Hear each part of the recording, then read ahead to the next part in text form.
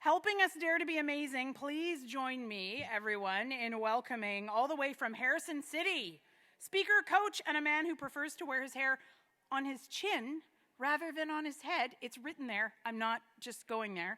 Eric Kulikowski.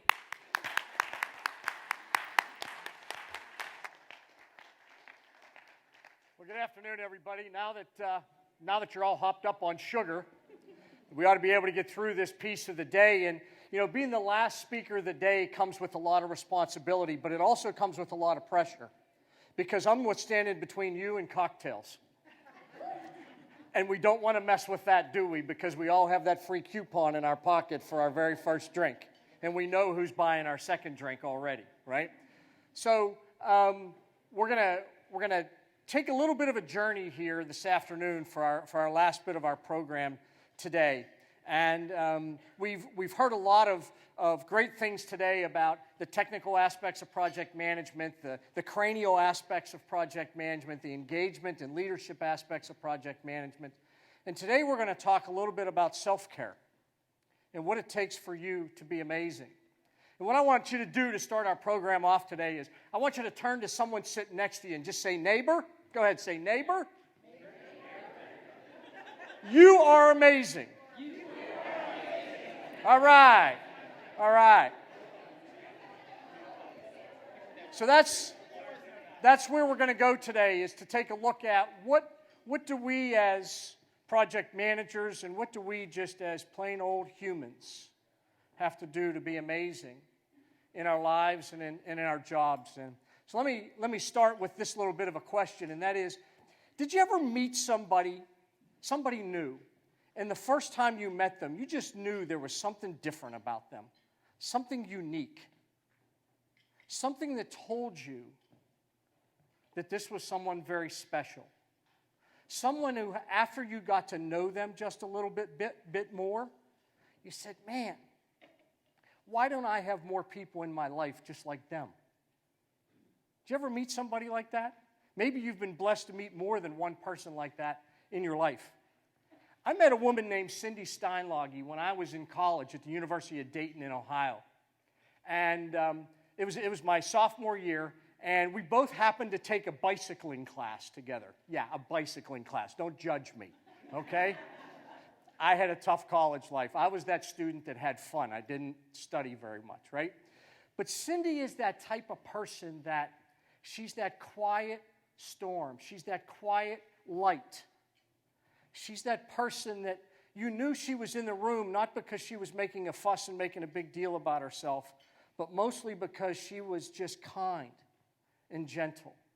That's how you knew that Cindy was in the room the first time that you would meet Cindy.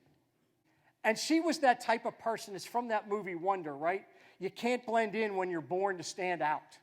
Cindy is that type of person that you always wanted her around, not because she was the life of the party, but just because she was going to bring some light to the room. You always want Cindy in the room. That's just one of the keys with her. And see, Cindy, she's had a great life. Has had a great career.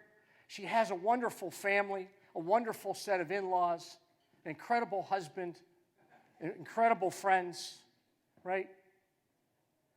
But in April of 2009, Cindy got that phone call that no one ever wants to get. And the message in that phone call was, Cindy, I'm sorry to tell you, but you have breast cancer. And that's a call that, like no other call, is going to change your life.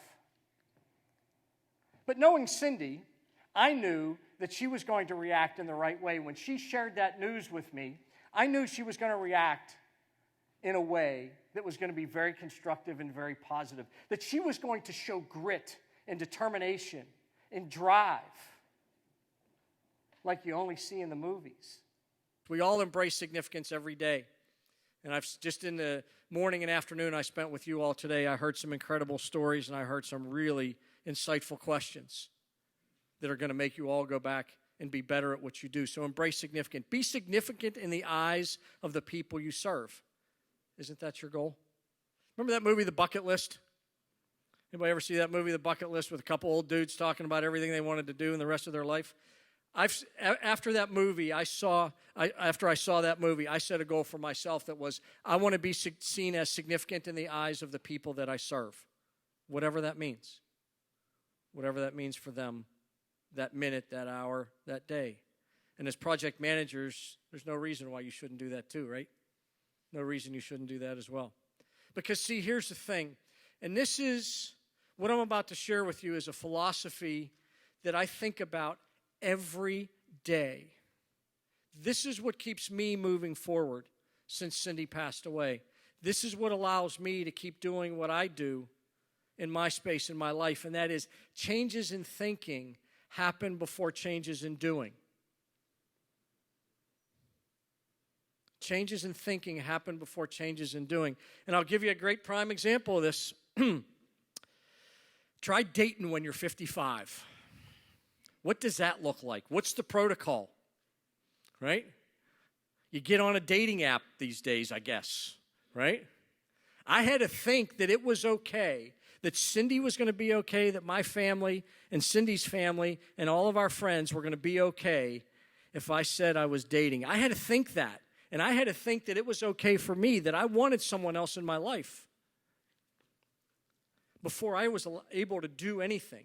You see, Zachy, what I'm talking about? Changes in thinking happen before changes in doing. I want you to get into the arena. I want you to get into the arena and attempt greatness in a way that you've never attempted it before. I want you to dare to be amazing. Define those goals with clarity. Execute with a plan. Reach for those decisions that matter. Embrace significance. Get in the arena and play. Get in the arena and learn. And get in the arena and achieve. Because someone at the very beginning of this program already told you you're an amazing project manager. Don't make a liar out of them. Get in the arena, right? And it doesn't matter where you started. All of our journeys look something like this. None of our journeys look like a straight line to go from where we're at today to where we want to be. What I'm asking you to do is just start.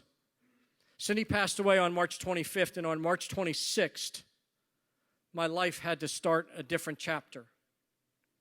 And it's looked much like what you see on the screen here. It hasn't been a straight line. And I have pity parties. And Amber and I were talking earlier, it's okay to have a pity party, just don't bring everybody else down with you. Have them in private or with that confident, that friend you can take into confidence and say, look, I don't need you to say a word. Grab a Diet Coke, sit back. I'm whining for 10 minutes. I'm telling you right now. That's what I'm doing. We all have those times, right? But we got to pick ourselves back up. We got to find that way to show grit and determination. To be like Cindy in that she was faced with terminal illness and still was more concerned about helping others than she was about helping herself. She still was out there being a badass right up until 4 months before she passed away. 4 months before she passed away, she did a 3-day, 121-mile kayak and bike adventure in the Florida Keys. If that's not badassery on display, I don't know what is. 4 months later, she passed away. Whatever's getting you down, folks, it's about the comeback, not the setback. And no matter what your graph looks like or what your line looks like here, no matter where your projects take you, no matter what your challenges are, what your obstacles are, no matter what your badass looks like, no matter how you dare to be amazing, there's one constant, there's one given that we will all always have in our lives, and that is that hair is highly overrated. My name's Eric Kulikowski, and I dare to be amazing every day. Thank you.